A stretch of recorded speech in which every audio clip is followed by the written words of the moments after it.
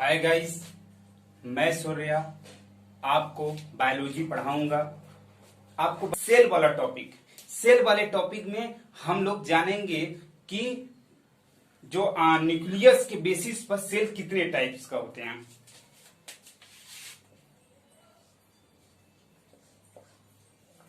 Cell guys, जो cell होता है, सेल में न्यूक्लियस के बेसिस पे जो आप जानते आए हैं कि जो आपका सेल होता है दो टाइप्स का होता है। On the basis of nucleus cell is are two types, prokaryotic and eukaryotic. Guys, मगर मैं एक चीज आपको आज नया में बताऊंगा गाइस कि सिर्फ प्रोकैरियोटिक और यूकैरियोटिक ही नहीं होता है न्यूक्लियस के बेसिस, एक और होता है जिसका नाम होता है मीसोकैरियोटिक। गाइस, आप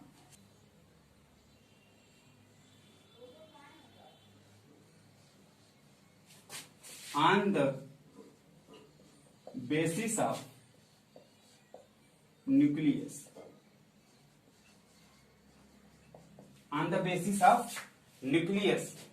type of cell,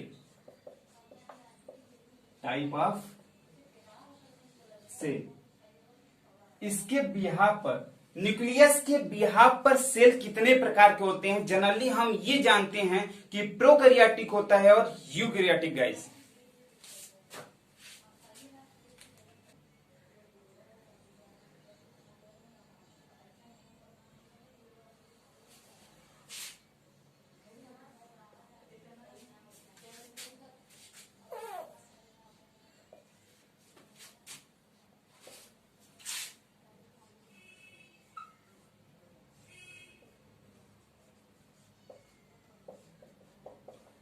प्रोकैरियोटिक, दूसरा जो होता है यूकैरियोटिक।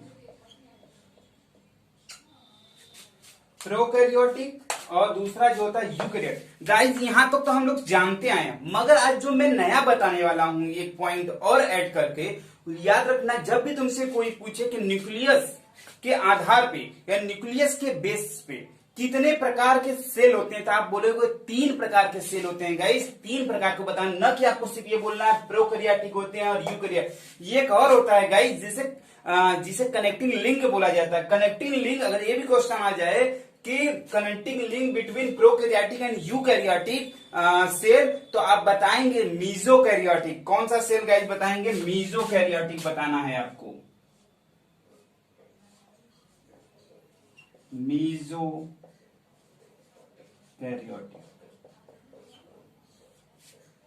मीसोकैरियोटिक। गाइस, आपको ये एक क्वेश्चन और बनेगा, यहां पर ध्यान से समझेंगे। क्या बनेगा क्वेश्चन? ये क्वेश्चन ये बनेगा कि प्रोकैरियोटिक और यूकैरियोटिक के कनेक्टिंग लिंक कौन है, तब आप बताएंगे मीसोकैरियोटिक। दूसरा क्वेश्चन जो बनेगा गाइस, ये बनता है कि प्रोकैरियोटिक और यूकैरियोटिक इंटरमीडिएट सेल किसे बोला जाएगा, तो आप बताएंगे मीसोकैरियोटिक है। दोनों क्वेश्चन बात समझ में आ गया किस तरह से? जब पूछा जाएगा प्रोकैरियोटिक और यूकैरियोटिक का कनेक्टिंग लिंक कौन सा है, तब पर भी बताएंगे मीसोकैरियोटिक। जब पूछा जाएगा प्रोकैरियोटिक और यूकैरियोटिक इंटरमीडिएट लिंक कौन सा है, तब पर भी बताएंगे क्या? मीसोकैरियोटिक। गाइस, प्रोकैरियोटिक और यूकैरियोटिक में हम डिफरेंस बहुत डीपली जानेंगे, बट पहले मीसोकैरियोटिक के बारे में जानते हैं। और उससे भी पहले हम जानते हैं कैरियोटिक वर्ड का मीनिंग क्या होता है, क्योंकि जब यही नहीं समझेंगे तो आप पूरे सेल में क्या समझेंगे, आपको समझ में नहीं आएगा, कैरियोटिक बार बार आएगा। तो इस डाउट को पहले क्लियर करते हैं कि कैरियोटिक का मीनिंग क्या होता है।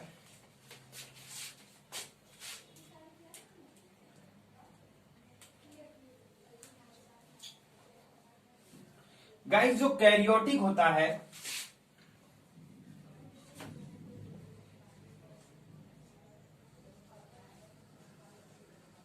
जो न्यूक्लियस होता है, न्यूक्लियस को ही गाइस बोला जाता है कैरियोटिक। क्या बोलते हैं? कैरियोटिक। कैरियोटिक एक लैटिन वर्ड है।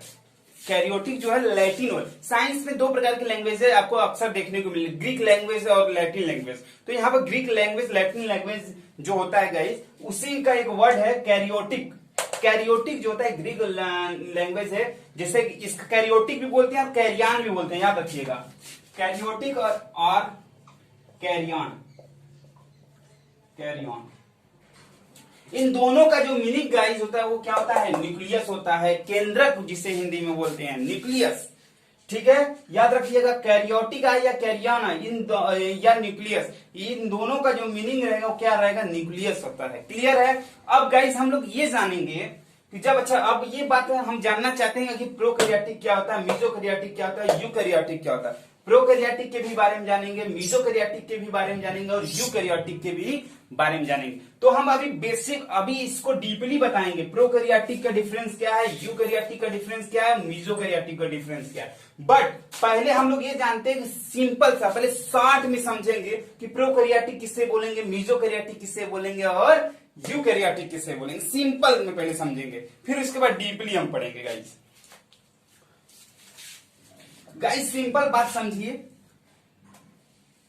कि अगर मान लो सपोज करो कोई भी सेल है, हमें ये नहीं बता रहे हैं बैक्टीरिया का सेल बनाए, एक मान ले रहे हैं सपोज करो कोई सेल है, सिंपल भाषा में समझो ये कोई सेल है, कोई भी सेल है। हम ये नहीं बोल रहे हैं कि ये प्रोकैरियोटिक है कि मेसोकैरियोटिक है कि यूकैरियोटिक है, प्लांट सेल है कि एनिमल, सिर्फ सिंपल बात समझो कि समझाने के लिए बता रहे हैं कि जब मान लो अगर कोई भी न्यूक्लियस तुमको न दिखाई दे, कोई भी ऐसा कोई सेल है, ठीक है, और जब तुमको न्यूक्लियस न दिखाई दे तो तुम समझ जाना कि, और न्यूक्लियस न दिखाई दे और डीएनए आरएनए इस तरह से फैले रहे, डीएनए आरएनए जो भी रहे फैले रहे, सिंपल भाषा में समझिए तो आप समझ जाना वो कौन सा सेल है, वो सेल होगा प्रोकैरियोटिक। क्योंकि प्रो मतलब होता है प्रिमिटिव, प्रो मतलब होता है प्रिमिटिव, प्रिमिटिव, और कैरियोटिक मतलब होता है न्यूक्लियस।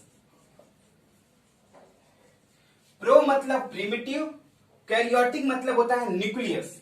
और अगर और सिंपल समझना चाहते हो प्रिमिटिव को, तो इतना मान लो कि प्रिमिटिव को तुम इतना समझो, बहुत ज्यादा ओल्ड जो स्टेज को होते हैं तो आप इतना भी समझ सकते हो, प्रिमिटिव को तुम समझने के लिए मान लो अब्सेंट,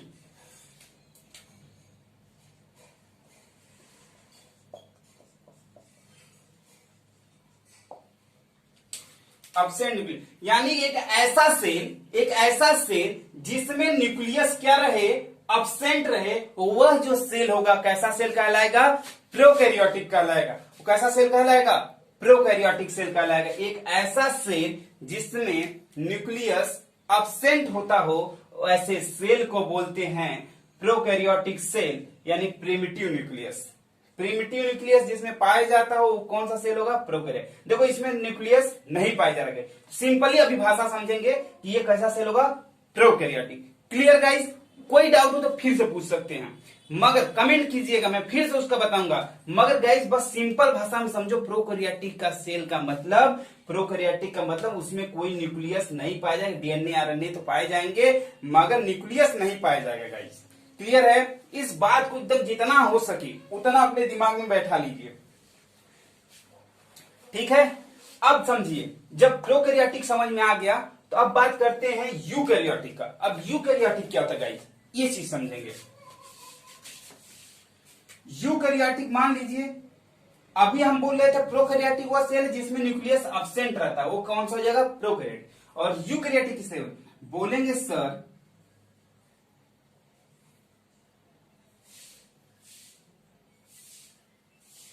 जिसमें डबल मेम्ब्रेनस स्ट्रक्चर पाया जाएगा और न्यूक्लियस पाया जाएगा। और क्या पाया जाएगा, न्यूक्लियस पाया जाएगा। हम बोलेंगे कि सिंपल भाषा में ये मान लीजिए न्यूक्लियोलस है, सिंपल भाषा में समझिए ये न्यूक्लियस है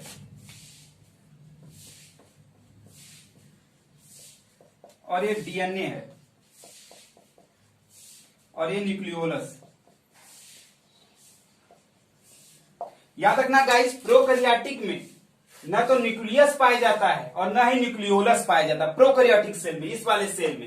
जबकि यूकैरियोटिक सेल में गाइस आपको यह समझना है कि न्यूक्लियस भी पाया जा रहा है न्यूक्लियोलस, यानी यूकैरियोटिक सेल में सीधा समझना, जैसे ही आपको एक गोला सर्कल दिख जाए किसी भी सेल में, अगर ऐसा गोला स्ट्रक्चर आपको दिख जाए तो समझना वो कैसा सेल है, यूकैरियोटिक सेल है। सीधा आपको समझना, अगर गोला नहीं दिखा, सर्कल नहीं दिखा, सर्कल लाइक स्ट्रक्चर, यानी डबल मेम्ब्रेन स्ट्रक्चर आपको नहीं दिखा डीएनए के सराउंडिंग, तो समझ लेना कि वो प्रोकैरियोटिक सेल था। अगर दिख गया तो समझ लेना यूकैरियोटिक सेल था।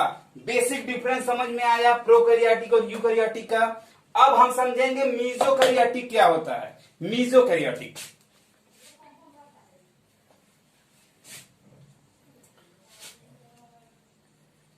अच्छा एक चीज गाइस और यहीं पे बताना चाहेंगे,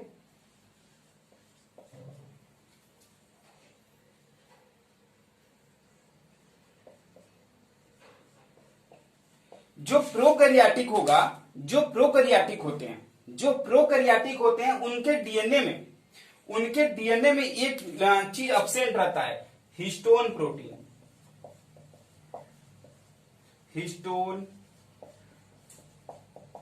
अभी हम प्रोकैरियोटिक और यूकैरियोटिक डीपली जानेंगे, मगर अभी सिंपली भाषा में समझिए कि जिनमें क्या रहेगा, हिस्टोन प्रोटीन क्या रहता है, एब्सेंट होता है। किनमें? प्रोकैरियोटिक सेल में। और न ही उनमें क्या एब्सेंट रहेगा, न्यूक्लियस भी क्या रहेगा, एब्सेंट है। ये बेसिक डिफरेंस है, ठीक है। जबकि यूकैरियोटिक में क्या रहेगा कि इसमें क्या न्यूक्लियस भी पाया जाएगा और इसके डीएनए में हिस्टोन प्रोटीन भी पाए जाएंगे, जबकि प्रोकैरियोटिक में क्या था, एब्सेंट था। अब गाइस हम समझेंगे क्या है मीजोकैरियोटिक।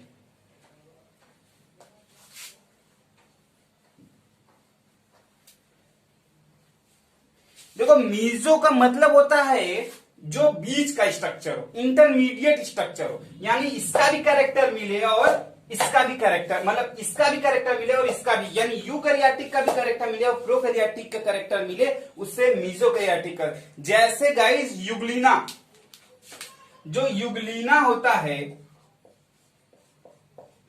जो यूग्लिना होता है, यह प्लांट और एनिमल के बीच का कनेक्टिंग लिंक बोला जाता है। प्लांट और एनिमल के बीच का कनेक्टिंग लिंक बोला जाता है। तो ठीक क्यों बोला जाता है उसे कनेक्टिंग? क्योंकि वह प्लांट का भी कैरेक्टर रखता है और एनिमल का भी कैरेक्टर रखता है, इसीलिए उसे क्या बोलते हैं हम, कनेक्टिंग लिंक बोलते हैं यूग्लिना को। प्लांट, जब क्वेश्चन आपसे कोई पूछे कि connecting link between plant and animal, you can say that Euglena. Same इसी प्रकार से जब तुमसे कोई पूछेगा कि प्रोकैरियोटिक और यूकैरियोटिक का कनेक्टिंग लिंक किसे बोला गया था, मीजोकैरियोटिक को बोलेंगे। अब मीजोकैरियोटिक क्या होता है, अब हम इसको समझेंगे।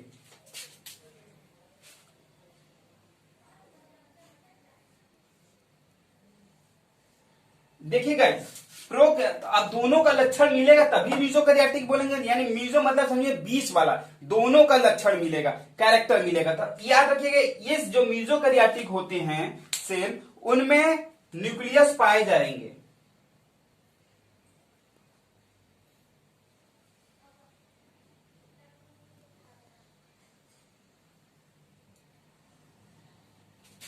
न्यूक्लियस पाए जाएंगे, याद रखिए गाइस, और डीएनए भी पाया जाएगा, डीएनए भी पाया जाएगा। लेकिन बहुत ध्यान समझिएगा गाइस, लेकिन ये क्या हो गया, न्यूक्लियस पाया जा रहा है, ठीक है। और मीजोकैरियोटिक में जो चीज एब्सेंट है, इसके डीएनए में, याद रखिएगा यही बेसिक समझने का पॉइंट है, इसके डीएनए में हिस्टोन प्रोटीन एब्सेंट हो जाता है। कौन एब्सेंट हो जाएगा, histone protein. Histone protein absent हो जाता है, एब्सेंट। हिस्टोन प्रोटीन क्या हो जाएगा, एब्सेंट हो जाता है। इसीलिए देखो अब दोनों कैरेक्टर हुआ कि नहीं, इसमें क्या पाया जा रहा है, न्यूक्लियस भी पाया गया, लेकिन इसमें डीएनए भी पाया, लेकिन इसके डीएनए में हिस्टोन प्रोटीन एब्सेंट है। जबकि ये प्रोकैरियोटिक का लक्षण था कि जिसके डीएनए में हिस्टोन प्रोटीन एब्सेंट होगा वो किसका लक्षण हो जाता था, प्रोकैरियोटिक का। मगर इसमें क्या हो रहा है, इसमें और न्यूक्लियस एब्सेंट, इसमें क्या हो रहा था, हिस्टोन प्रोटीन तो एब्सेंट है लेकिन न्यूक्लियस प्रेजेंट है। तो यानी ये यूकैरियोटिक, न्यूक्लियस जो प्रेजेंट होना यूकैरियोटिक का लक्षण है, हिस्टोन प्रोटीन का एब्सेंट होना प्रोकैरियोटिक का लक्षण, यानी दोनों का लक्षण आ गया गाइस, कैरेक्टर आ गया। तो हम ऐसे कैरेक्टर को बोलेंगे कि ऐसे सेल को बोलेंगे कि मीजोकैरियोटिक सेल है। क्लियर है? आप इस बात को बहुत बेसिक देखो गाइस, ये मीजोकैरियोटिक, प्रोकैरियोटिक, यूकैरियोटिक आप बहुत से टीचरों से पढ़ते हुए, मगर मीजोकैरियोटिक बहुत कम टीचर बताते हैं, कोई बताना नहीं चाहता या ध्यान नहीं देते हैं। मगर मैं आपको इस बात को जानकारी देना चाहता हूँ, यहाँ से क्वेश्चन आए हैं इसलिए मैं आपको बताना चाह रहा हूँ। क्लियर है? एंट्रेंस की तैयारी कर रहे हैं तो आपको सब कुछ पता होना चाहिए। ठीक है, तो गाइस अब आगे बढ़ते हैं। तो अब हम लोग एक इसमें जो बेसिक पॉइंट है इसको जान लेते हैं, मीजोकैरियोटिक का, फिर प्रोकैरियोटिक, यूकैरियोटिक के बारे में जानते हैं।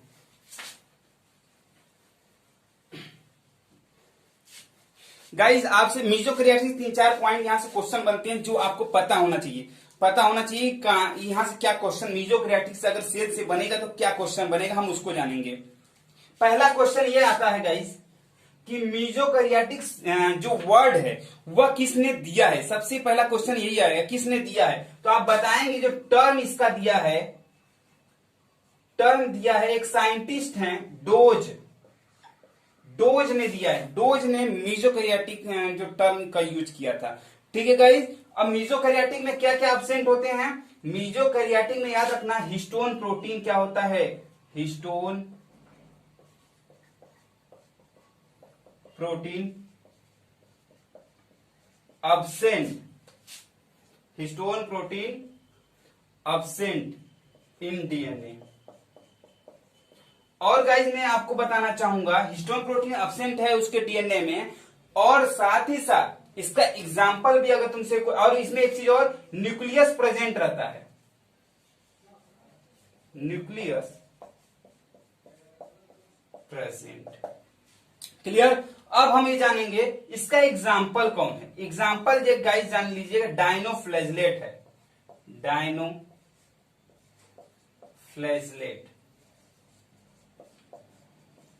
डायनोफ्लैजलेट्स। ठीक गाइस, और इसका जो एग्जाम्पल होते हैं आपका नॉक्टिलुका, नॉक्टिलुका यह एक प्रकार का प्रोटोजोन्स होता है गाइस। यह एक प्रकार क्या है, प्रोटोजोन्स है नॉक्टिलुका। उसके बाद एक और एग्जाम्पल है गाइस, गोनीउलेक्स,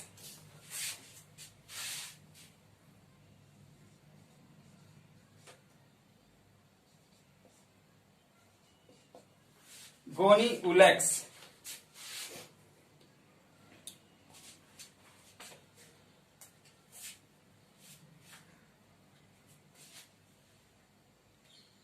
सॉरी गाइस, गोनिया उलेक्स है, ये यहां पे भी रहेगा, गोनिया उलेक्स। GO यहां पर थोड़ा नीचे हो गया है, इसको हम थोड़ा सा और ऊपर कर दे रहे हैं।